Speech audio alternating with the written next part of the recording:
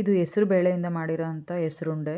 ಇದು ನಮ್ಮ ಅಮ್ಮನಿಂದ ನಾನು ಕಲ್ತಿರೋ ರೆಸಿಪಿ. ಆ್ಯಕ್ಚುಲಿ ಹೆಸರು ಕಾಳಿಂದನೂ ಮಾಡ್ತಾರೆ, ಆದರೆ ಕಲರ್ ಚೇಂಜ್ ಆದರೆ ಕೆಲವೊಂದು ಸರಿ ಮಕ್ಕಳು ತಿನ್ನಲ್ಲ ಅಂತ, ಸೊ ಹೆಸರು ಬೇಳೆಯಿಂದ ಮಾಡಿರೋದು.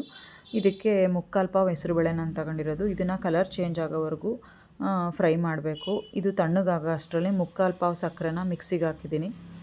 ಇದು ಮಿಕ್ಸಿ ಕ್ಲೀನಾಗಿದ್ದಾಗ ಫಸ್ಟ್ ಸಕ್ಕರೆ ಹಾಕಿದರೆ ನೆಕ್ಸ್ಟ್ ಸಕ್ಕರೆ ಯೂಸ್ ಆಗುತ್ತೆ ಅಂತ ಫಸ್ಟ್ ಸಕ್ಕರೆ ಹಾಕಿದ್ದೀನಿ. ಸೊ ಇದು ಹೆಸರುಬೇಳೆ ತಣ್ಣಗಾದಮೇಲೆ ಇದನ್ನು ಮಿಕ್ಸಿ ಮಾಡಿ ಜರಡಿ ಹಿಡಿಬೇಕು. ಮೇಲ್ಗಡೆ ಬಂದಿರೋ ಪೋರ್ಷನ್ನು ಅದೇನು ಬೇಕಾಗಲ್ಲ, ಅದು ಹಾಕಿದರೆ ತುಂಬ ತಿನ್ಬೇಕಾದ್ರೆ ಡಿಸ್ಟರ್ಬ್ ಮಾಡುತ್ತೆ. ಸೊ ಅದಕ್ಕೋಸ್ಕರ ನೆಕ್ಸ್ಟ್ ಇನ್ನೊಂದರಲ್ಲಿ ತುಪ್ಪ ಕರಗಿಸಿ ಗೋಡಂಬಿ ಮತ್ತು ದ್ರಾಕ್ಷಿ ಫ್ರೈ ಮಾಡಿ ಸಪ್ರೇಟಾಗಿ ಇಟ್ಟಿದ್ದೀನಿ. ಇದಕ್ಕೆ ಸಕ್ಕರೆ ಸ್ವಲ್ಪ ಉಳಿಸ್ಬಿಟ್ಟು ಹಾಕಿ ಮತ್ತು ಏಲಕ್ಕಿ ಪೌಡ್ರು ಎಲ್ಲದನ್ನು ಹಾಕಿ ತುಪ್ಪ ಹಾಕಿ ಕಲಸಿದ್ದೀನಿ.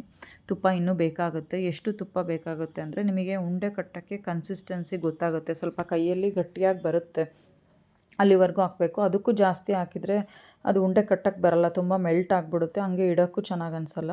ಸೊ ಇದು ಮಾಡೋದು ಬೇಸನ್ ಲಾಡುಗಿಂತ ತುಂಬಾ ಸುಲಭ, ಏನೂ ಕೆಟ್ಟೋಗಲ್ಲ. ಸೊ ಟ್ರೈ ಮಾಡಿ ನೋಡಿ. ಗೋಡಂಬಿ ಮತ್ತು ದ್ರಾಕ್ಷಿ ಹಾಕಿ ಉಂಡೆ ಮಾಡಿ ಇಟ್ಟಿದ್ದೀನಿ. ನಿಮಗೂ ಇಷ್ಟ ಆಗುತ್ತೆ, ಮಕ್ಕಳಿಗೂ ಇಷ್ಟ ಆಗುತ್ತೆ. ಮಾಡೋದು ತುಂಬ ಸುಲಭ ಇರುತ್ತೆ. ಸೊ ಒಂದ್ಸರಿ ಟ್ರೈ ಮಾಡಿ ನೋಡಿ.